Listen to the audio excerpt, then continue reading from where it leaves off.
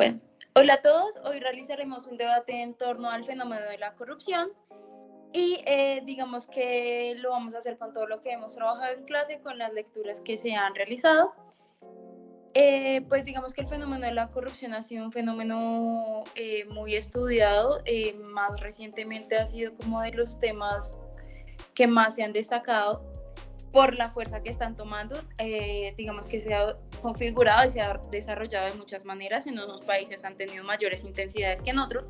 En Colombia es uno de esos países en la que la intensidad va en aumento. A pesar de las herramientas que se incrementan, digamos que este va evolucionando. Y hay muchas definiciones de la corrupción, sin embargo, la que apunta el COMPES para Colombia es que este es el uso del poder en detrimento de lo público, que se usa, digamos que para un beneficio personal. Sin embargo, hay otros autores que aseguran que hay otro tipo de definiciones que se puede dar. Entonces, con respecto a eso, vamos a abrir el debate con la siguiente pregunta. Al construir una concepción sobre lo que es la corrupción, no se ha llegado unánimemente a establecer la necesidad de la relación de actores públicos con actores privados para que exista la corrupción. ¿Es fundamental dicha relación para que pueda existir una corrupción? Bueno, primero para responder esta pregunta, los conceptos en los que yo me basé para definir la corrupción también están en parte relacionados con esta lectura propuesta de la AFP de Desarrollo del 2017, que nos habla sobre la corrupción en Colombia y pues da como una serie de conceptos o una serie de aproximaciones conceptuales acerca de lo que es la corrupción.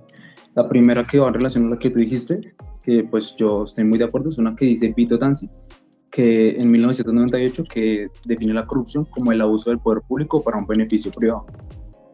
También otra que me llamó mucho la atención y que recoge como ya más aspectos es la de Joseph Knight, que la da en 1967, en la cual define la corrupción como un comportamiento que se desvía de los deberes formales del rol público, debido a ganancias privadas, personales, familiares, amistades de tipo pecuniario o de estatus, y que viola las reglas que existen contra el ejercicio de cierto tipo de influencias privadas.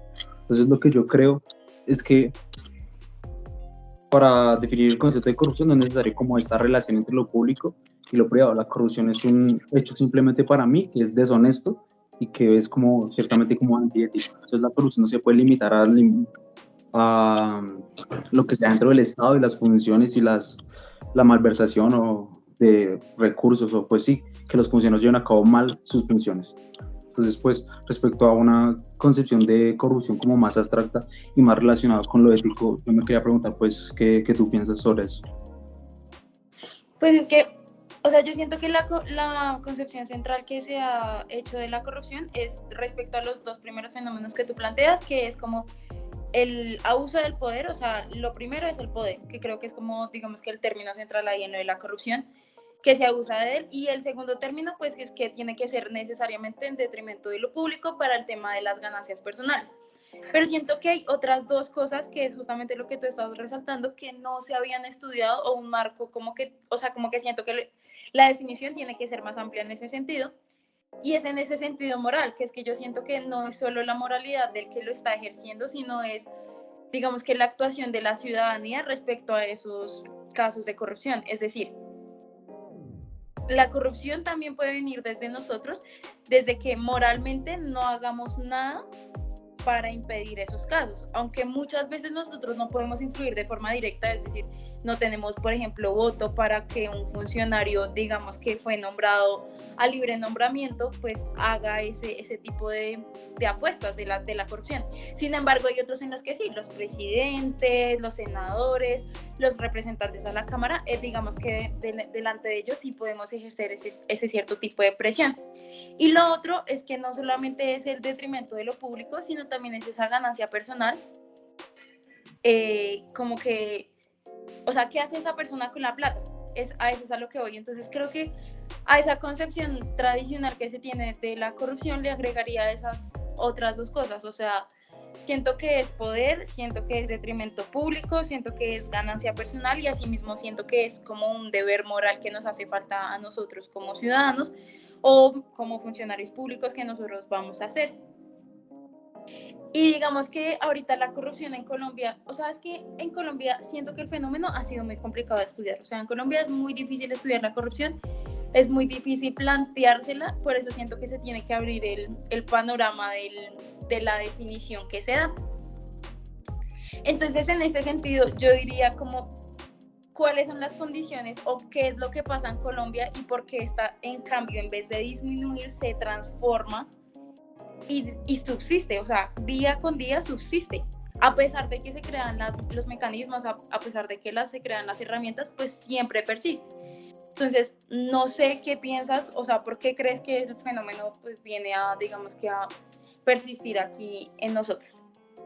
Bueno, pues yo creo que es un tema muy universal y muy complejo entender por qué en Colombia se reproduce la corrupción, pero pues hay ciertos puntos que permiten como detallar el por qué. Para mí son principalmente la cultura y la ilegalidad. Desde mi punto de vista, esta es la principal. Otra es como la ineficiencia o la ineficacia, el mal diseño que tiene la justicia, que realmente no ni siquiera repara, ni siquiera es realmente un impedimento para que los corruptos lleven a cabo estas acciones. Y otro pues es como ya las redes y pues el clientelismo. Ya hay como ciertas estructuras mafiosas que controlan distintos aspectos de la administración, que pues para ellos ya se ha convertido incluso fácil robar porque pues controlan cada aspecto, controlan el judicial, legislativo, el ejecutivo, entonces pues ya para ellos es fácil robar. No sé si quieras que pues como que nos adentremos en cada una de ellas. Yo creo, es que estás hablando, bueno, te estás hablando de las condiciones sociopolíticas y culturales y también estás hablando de condiciones institucionales por aparte. Entonces, las condiciones socioculturales y políticas entra lo que dijiste del clientelismo, entra la debilidad del Estado y hay un tercer punto ahí que es lo del tema del narcotráfico. Entonces, de la debilidad institucional, yo diría que un factor que ha influenciado mucho en eso ha sido el tema del conflicto armado en Colombia. O sea, la incapacidad del Estado se da sobre todo en esas regiones alejadas, en esas regiones donde más se ha vivido el conflicto, en esas regiones donde más ha permeado tanto los paramilitares como las guerrillas. Entonces, o sea, un factor que le influye a esa debilidad es un factor, digamos que por así decirlo, externo, no tanto interno como tú lo haces, sino yo lo hago más de tipo externo, o sea, como que un factor que les ayuda a esa, digamos que a esa debilidad institucional, pues fue eso. Pero no sabría qué otra cosa podría, o sea, qué otra cosa podría ser la debilidad del Estado. Pues en el referente a lo que yo decía del clientelismo, es que esto ya es muy complejo y toca entrarnos, por ejemplo, en ciertas como cifras o ya entrarnos en lo que es el clientelismo. Y pues para mí el clientelismo pues sí es como estas redes de alianzas en las que se cumplen favores y hay como cierta dependencia entre relaciones entre funcionarios y personas o entre simplemente estas redes. Entonces aquí como para explicarte algunos de los casos de clientelismo así que yo veo como una de estas redes es el caso espérame un segundo, de la exgobernadora del Huila, creo que si no estoy mal, que la cual ella está, el esposo es un contratista muy conocido que ya en este momento está imputado y le fue cargado la condena de casa por cárcel por un hecho de corrupción en el tema del PAE, ya que en un contrato determinado él vendía tamales a 30,000 pesos, lo cual esto es un claro sobrecosto, y la empresa encargada de hacer estos tamales era una empresa de grúas, o sea, nada que ver con alimentación. Sí, me acuerdo. Pues así tengo pues muchos más datos sobre lo que sería el clientelismo, pues no sé si tú quieres darme otros.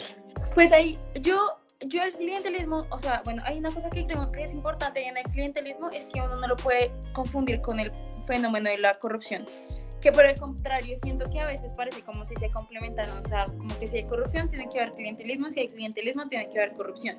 Más no creo que sean dos cosas iguales y siento que hay que hacer esa diferencia entre ambas.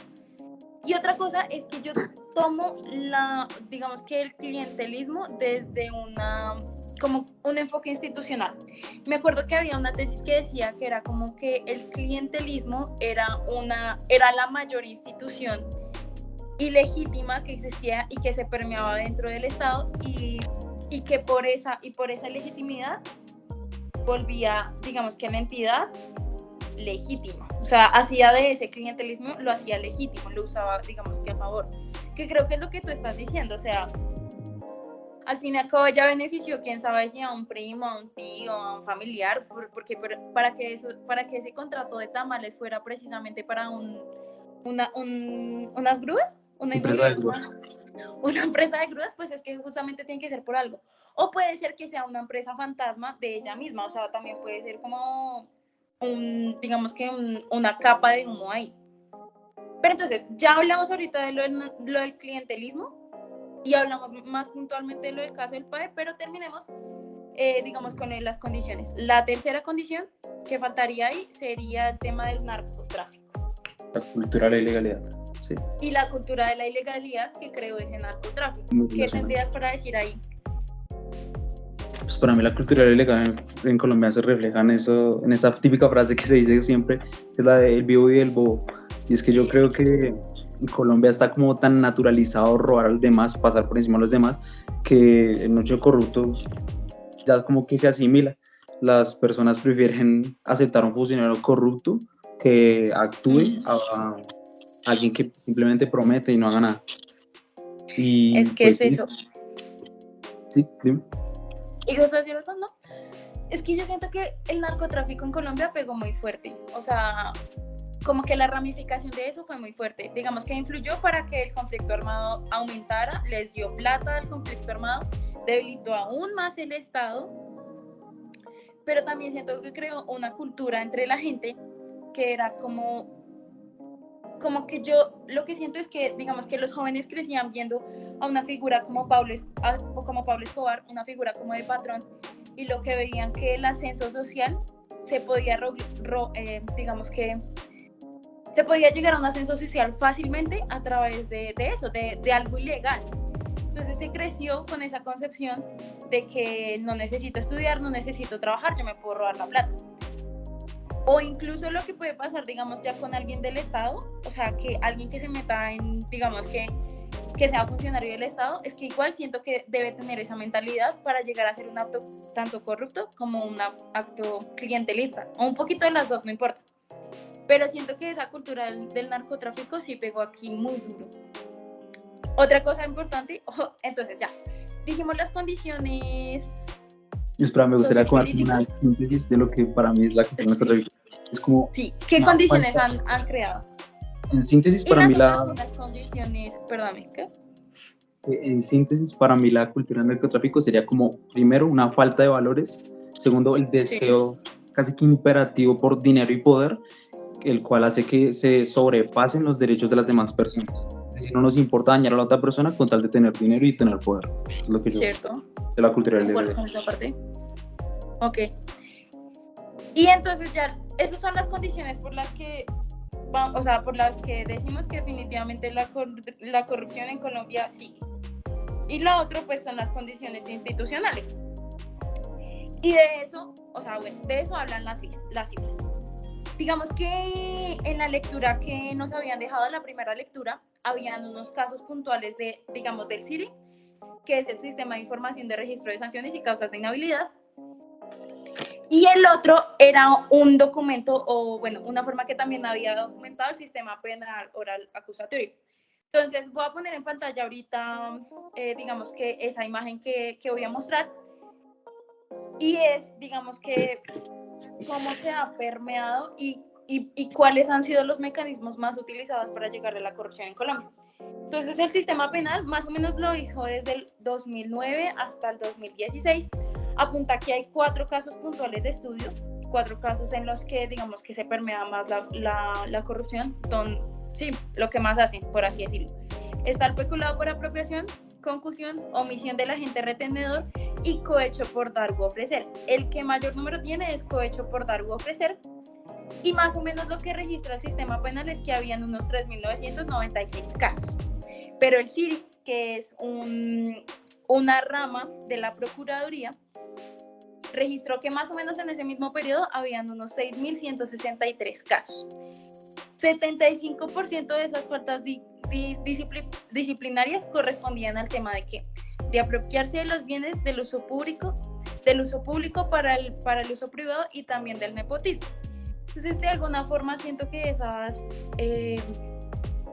esos datos cuantificables ratifican por qué se sigue permeando o sea, cuáles son las condiciones que se dan acá. Esto es de los funcionarios públicos, de lo que vamos a hablar ahorita, o sea, el tema de, digamos que las condiciones institucionales. Y es que yo siento muchas veces que es más fácil para un funcionario público ser corrupto que alguien de afuera, obviamente. Es mucho más fácil. Entonces, déjame pienso cómo lo plantearía.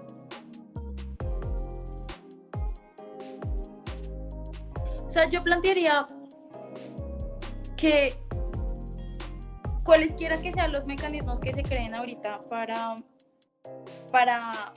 adentrarse en la corrupción, siento que la corrupción llega, digamos que a ese grado de inteligencia que se va reconfigurando a partir de lo que va cambiando. Entonces, no sé, ponen una ley en contra de lo de los... Bueno.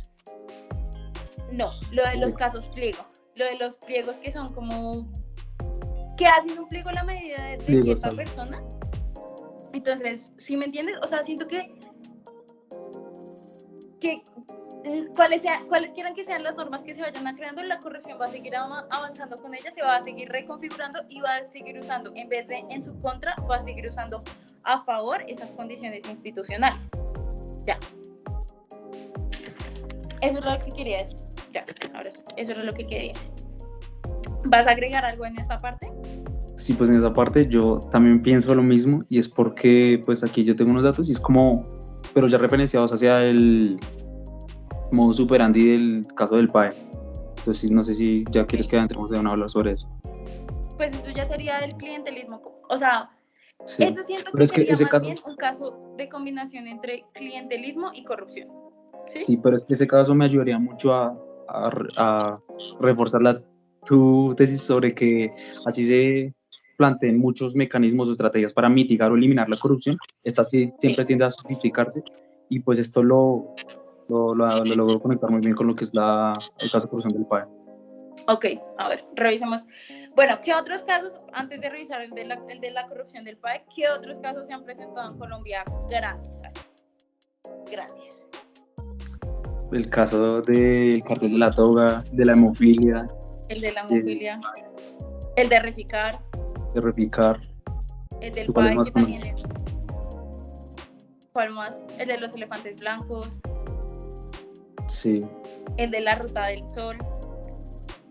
Pero es que a mí, pues personalmente el que más me indigna, sin duda, es el del PAE, porque pues, o sea, robarse la comida a los niños, es robarse como el proyecto de vida, como el desarrollo de los niños, porque, o sea, estudiar es algo fundamental para el proyecto de vida de una persona, y que esto se le...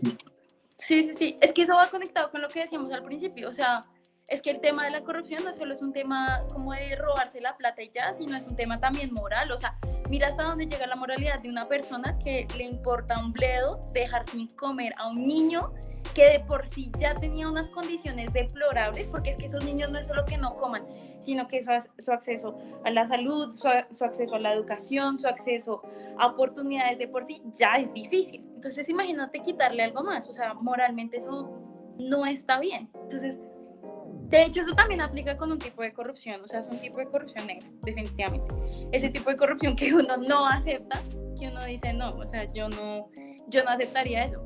Pero también era el caso que yo te ponía de la corrupción blanca, que es como esa que sí es aceptada, como, bueno, robarse la plata para una fundación de niños con cáncer. Yo creo que nadie va a decir, no, pues no se roben la plata para eso, no, o sea... Y un caso más difícil que me parece es, por ejemplo, un tipo de corrupción gris, que no sé, o sea, la verdad no se me viene un caso puntual, pero bueno, o sea, definitivamente el PAE es un tipo de corrupción negra, moralmente indigno, moralmente mal, pero ¿qué fue lo que pasó allá? Pues, o sea, si quieres primero te muestro como las redes clientelistas que fueron expuestas en el libro de grandes hallazgos de la Contraloría. Okay. Y pues aquí se nos habla que sí, el ministro de Educación pues nos expone como una de estas redes. Sí. Y dentro de estas redes está una señora que se llama Katia Elena Rosso Murillo, la señora Ibis Rosado Robles y la señora María Angélica Araujo, quienes por medio de varias empresas, consorcios, fundaciones y uniones temporales como que lograron acreditarse de contrataciones y de licitaciones así como multimillonarias pero pues esto bajo ciertas condiciones, y pues bajo estas ciertas condiciones quiero ya preguntar hacer como el modus operandi de cómo se robaron el caso del PAE, y es que el caso del PAE tiene como ya la etapa de los mecanismos que utilizan la corrupción porque se sofistican y hacen cada cosa como tan al detalle, tan específica, tan particular para robar, que es sumamente interesante. Sí. Entonces, uno de ellos pues es como el más conocido, que es el de los sobrecostos. Entonces aquí teníamos que, por ejemplo, un kilo de pechuga que valía 7.000 pesos, lo compraban a 40.000 pesos. Esto indica una inflación de los precios del 471%. Esto es inaceptable. Okay. Otro de los modos en los que se operaban era que facturaban alimentos o ingredientes, o sí, que realmente no se les dan a los niños o que no les llegaban. Y pues de esto tengo que, en un caso en específico, se registraron que llegaron 2.6 millones de panes que los vendían a 400 pesos, que pues aquí no hay sobrecostos, pero de los cuales uno de esos millones de panes no aparecieron. También aquí pues está otra vez el que yo te había contado, el de los tamales a 30.000 pesos por la empresa de grúas. Y pues sí, aquí ya entró entre lo que tú decías, es que a pesar de que se creen muchos mecanismos para mitigar esta corrupción, por ejemplo, en el caso de el Contralor hizo auditorías en el 2015, perdón, pero para el año 2017 seguían las mismas irregularidades, es decir, aún así ya de haberse imputado procesos. 2017 fue, que eso fue lo que les indignó, no fue 2016, fue 2017. No, pero es que en 2016 hubo una auditoría y en 2017 hubo otra. En la primera ya se evidenció por primera vez como ya la gran complejidad de estos casos, y en el 2017 se seguían cometiendo estas irregularidades. Y entonces pues esto es a lo que tú ibas diciendo, que a pesar de que se creen miles de mecanismos y que ya se imputen cargos, se lleven a sentencias, se investiguen a las personas puntuales, esto va a seguir pasando, porque es que, mira, no vale una frase que decía en el texto de los grandes hallazgos de la Contraloría, y es que no valen ni las multas ni las inhabilitaciones, porque pues las empresas y las personas que cometen estos casos saben cómo disfrazarse, saben cómo camuflarse y saben cómo reinventarse. En el caso de las empresas, en algunas empresas simplemente cambiaban el NID cuando eran inhabilitadas y seguían postulándose y eran los únicos oferentes para determinado cargo, para determinada contratación. ¿Qué fue el caso que tú dijiste de las primeras señoras que nombraste una red de 3 señoras y ellas se ganaron un contrato por más o menos 450.000 millones de pesos desde el 2011? Entonces creo que va un poquito por ese lado. Pero es que, o sea, bueno, por ejemplo, puntualmente el caso del PAE nunca se había estudiado, o sea, nunca se había pensado que pudiera haber corrupción ahí, y se dio. Y la forma para destapar eso fue que, digamos, que llegó a oídos del Contralor, por así decirlo, que algo estaba pasando allá, que algo sucedía con el PAE, que se estaban robando la plata del PAE.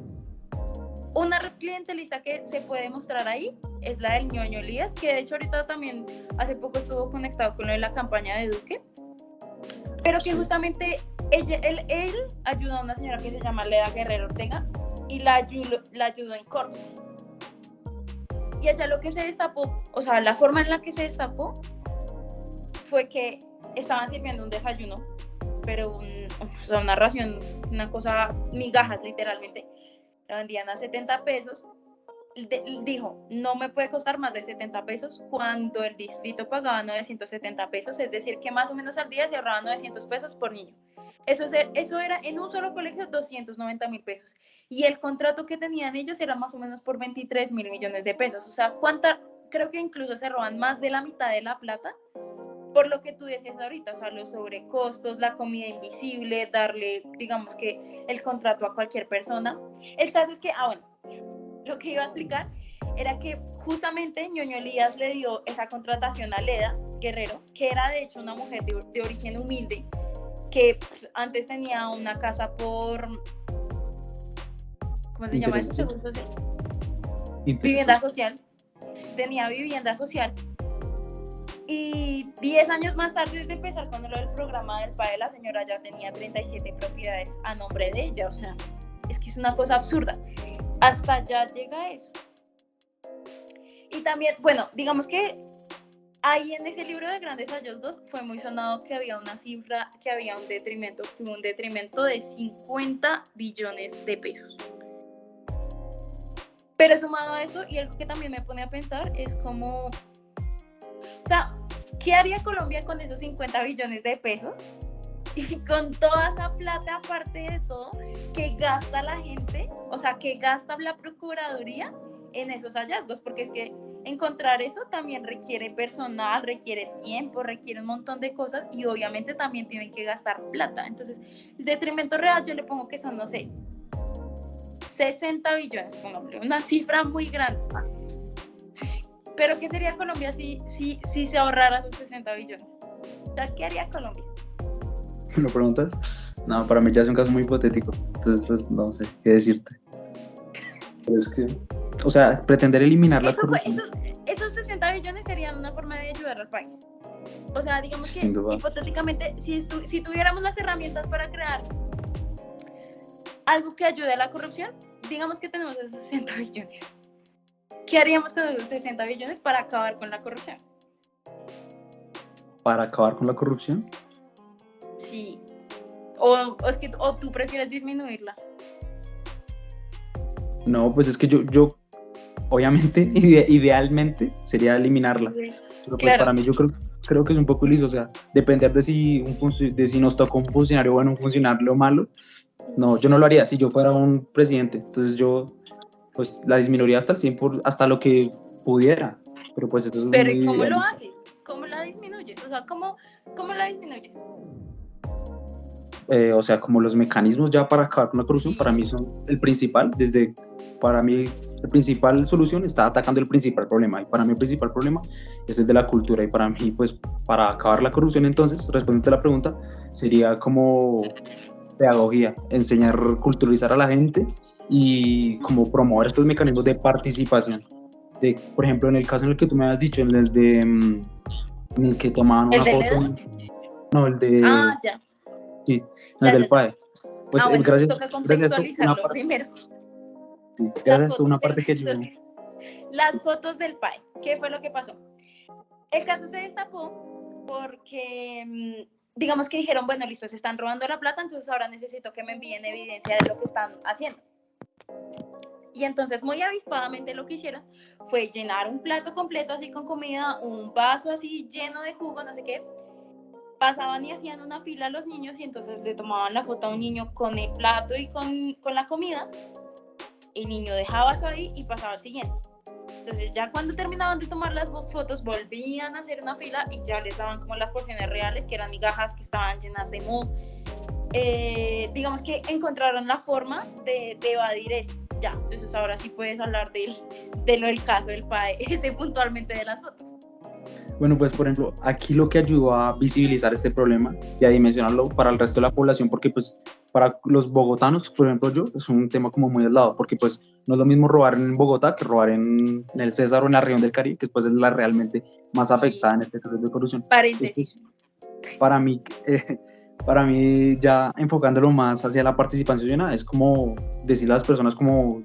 Sí, está bien que lo montes una foto y un video en las redes sociales, pero pues también está bien que ya te adentres en los mecanismos de los que puedes ya denunciar esta corrupción, como veedurías y como, sí, toda esta serie de procesos que realmente sirven para denunciar la corrupción. Y pues sí, para mí ese sería como el principal problema para atacar la corrupción, que es como la pedagogía y enseñar a la gente. Yo siento que es un problema estructural, o sea, es que es un problema que llega a Colombia 10 años, ni siquiera puede ser coyuntural, que ahorita está más pronunciado, sí, porque ahorita digamos que ya no está, entre comillas, el conflicto armado disminuyó, el tema del narcotráfico disminuyó, entonces el nuevo personaje malvado es la corrupción. Y yo siento que se crean muchos mecanismos, se crean muchas leyes, pero es que asimismo se va reinventando la corrupción. Y entonces, yo lo que pienso es que entonces el problema de la corrupción y cómo se debería atacar sería desde las instituciones, pero más desde los funcionarios que están en esas instituciones. O sea, si por mí fuera, yo reformaba absolutamente toda la planta de todas las instituciones, que es una cosa muy difícil, y le daría la oportunidad a ciudadanos del común que no han accedido al poder. O sea, ciudadanos que entiendan, obviamente que tengan carrera profesional en el sector público, pero que entiendan lo que es no tener poder y poder acceder a él y darse cuenta, digamos, que cómo se puede cambiar el Estado. Lo que pasa es que eso también es contraproducente, ¿no? O sea, como lo que pasó con esta señora Leda, que la vieja al fin y al cabo pues resultó, o sea, tenía vivienda de interés social, no tenía, o sea, era una mujer normal, resultó robándose la plata, resultó ser corrupta. Sé que puede ser una medida contraproducente, pero en verdad yo cambiaría la planta de los funcionarios. No, Sobre todo, dime. No, de hecho yo estoy un poco concuerdo contigo con esa como estrategia para eliminar la corrupción, y es que para mí eso serviría mucho en eliminar como las estructuras clientelistas, porque pues ya se eliminan estas redes. Si cambias hasta toda la estructura, exacto, pues ya no está en redes. Sin embargo, pues sí, el hecho de que haya corrupción, pues ya para mí es algo hasta cierto punto intrínseco en el ser humano. Entonces esto no va a cambiar. Y pues algo en el que sí te refuto como un poco, es que pues sí está bien como reformar las instituciones, pero para mí como dar una reforma no va a hacer que cambie la realidad social, porque pues se pueden plantear mil cambios.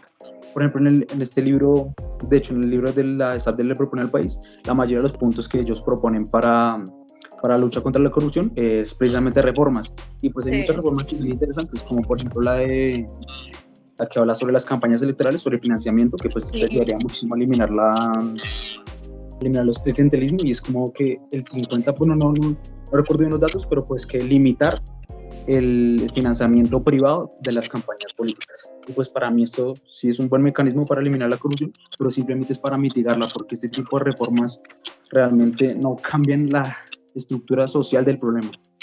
Pero te voy a refutar eso, o sea, te lo voy a refutar, porque es que, o sea, listo, tú dices que las reformas no van a servir de todo, pero entonces dime qué pasaría si cesan las reformas, o sea, si se dejan de hacer esas reformas. No, es que yo digo, pasa? O sea, no, porque es que no, o sea, sí, obvio, es que las reformas no son suficientes, pero es que son el mecanismo más inmediato que uno puede usar, porque es que si se deja de reformar la institución, si se deja de atacar el problema, entonces lo que va a pasar es que el problema va a avanzar. Cuando ya se quiera volver a atacar el problema, ya ellos están, no sé, 2, 3 pasos atrás. Entonces, por eso siento que las reformas sí son necesarias. En las del ESAP le propone al país, me parece que son súper necesarias. O sea... Sí, o sea, lo que yo quería decir es que sí, son reformas que son como de choque, de instantáneas, que son para mitigar el problema actual, pero pues si se quiere realmente eliminar el problema a lo largo y como cambiar realmente el proyecto de nación que queremos, o que yo quiero, que es uno como más honesto y mejor, que donde la corrupción no sea a las proporciones a las que sea actualmente, es para mí un cambio de otro tipo, y no solamente las reformas, porque las reformas son para mí pasajeras. Bueno, pero ¿qué otro cambio? O sea, que no sean las reformas. ¿Qué otro cambio?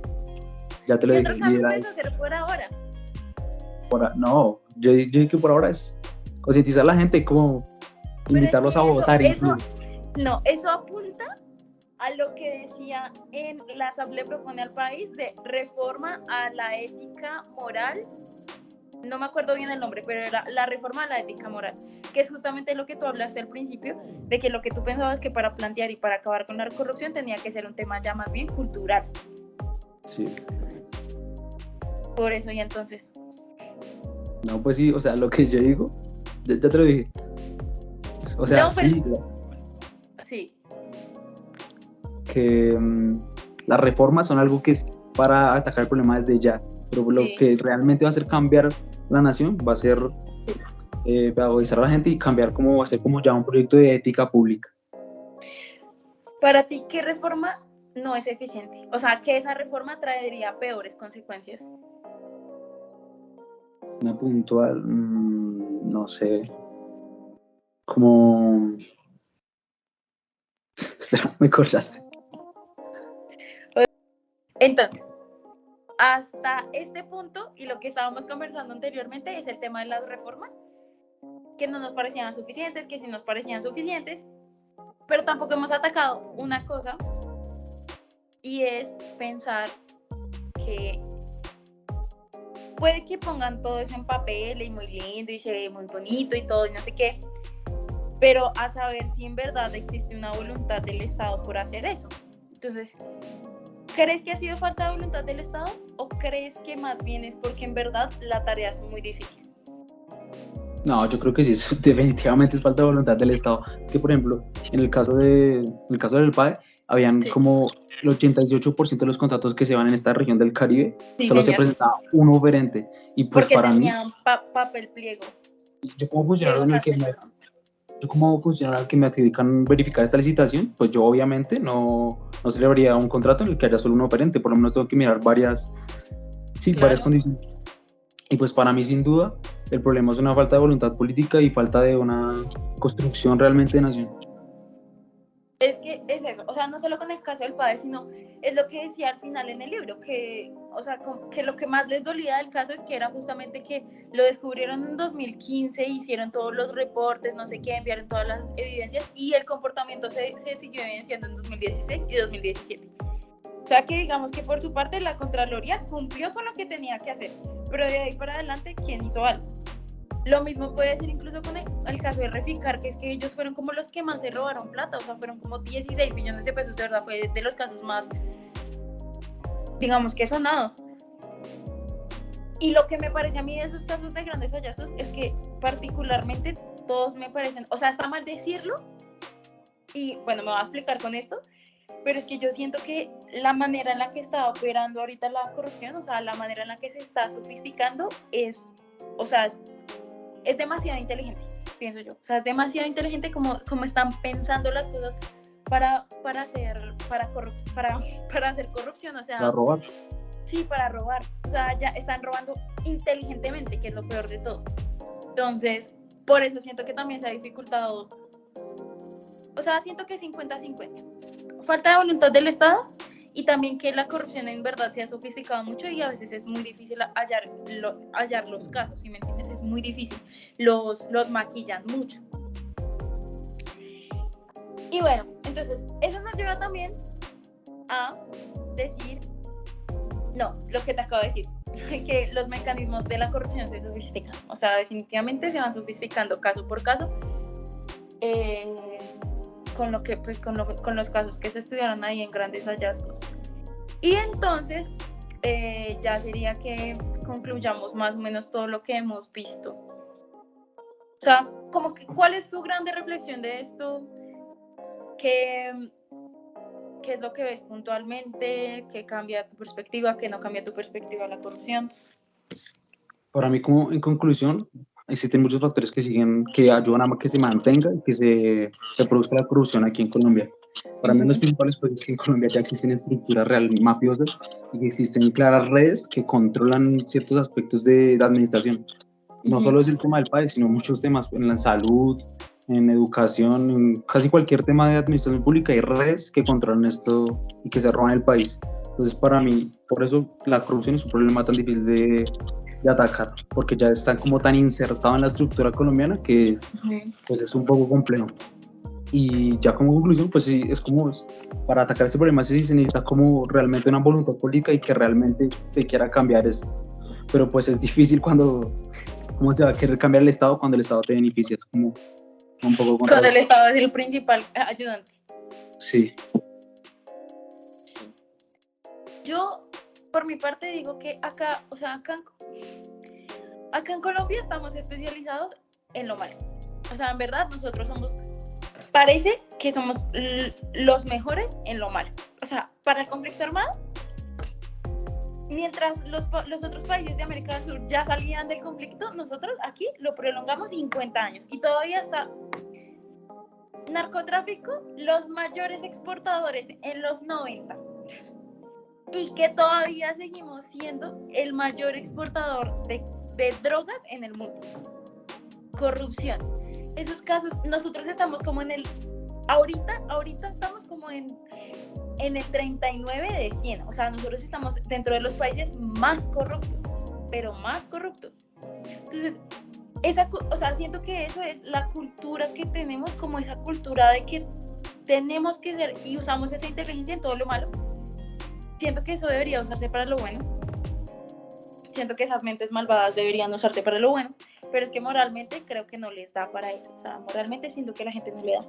Y en Colombia la corrupción es multidimensional. O sea, la corrupción no es solo que se roban la plata, la corrupción también está en las leyes, en que hacen leyes a beneficios. La corrupción también está en la política y la corrupción también está socialmente. O sea, socialmente uno también puede ser corrupto. Entonces, no es solo que se robaron la plata, sino en verdad permea todos los campos, y aquí en Colombia ha permeado todos los campos. Por eso es que siento que solamente, pues lo que decíamos al principio, que no se puede reducir solamente a como indebido uso del poder y detrimento público. O sea, no se puede. Acá en Colombia no se puede usar solamente esas dos. Lo otro que yo apuntaría es que siento que las reformas son buenas, son muy buenas. Es un mecanismo eficiente, es el mecanismo como más inmediato que uno puede hacer, pero también hay la necesidad de pensar a largo plazo qué se puede hacer. Y justamente lo que hicimos en una clase, o sea, empezar a pensar como corrupto. Como, bueno, si yo fuera corrupta, ¿yo qué haría, qué no haría? Y en base a eso, realizar políticas a largo plazo que puedan generar eso. También siento que el Estado, siento que ha sido una falta de voluntad del Estado. O sea, definitivamente siento que si el Estado tuviera la voluntad real, yo creo que sí se hubiera acabado ese fenómeno hace rato. O sea, porque es que tenemos el ejemplo de otros países, y no solo de los países subdesarrollados, o sea, no solo de países desarrollados, perdón, sino de los países también subdesarrollados. Hay muchos países en el que la corrupción es mínima. Ya, eso sería lo que yo apuntaría como en la corrupción. Y por el lado del clientelismo, es que esa cultura me parece aún más arraigada en Colombia. O sea, favorecer a alguien me parece aún más arraigado, así sea en lo más mínimo. O sea, no sé, un ejemplo ahí X. No, es que se me dañó el computador.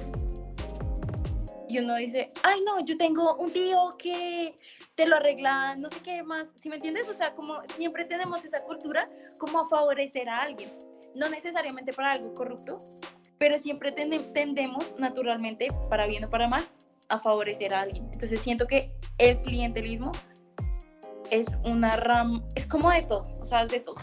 Ese sí es de todos, no solo es de los que están arriba, sino es de todos. Ya, ese sería mi apunte. Sí, referente al clientelismo, también podría apuntar que el clientelismo es como unas alianzas de beneficio, de interés en base a beneficios. Sí.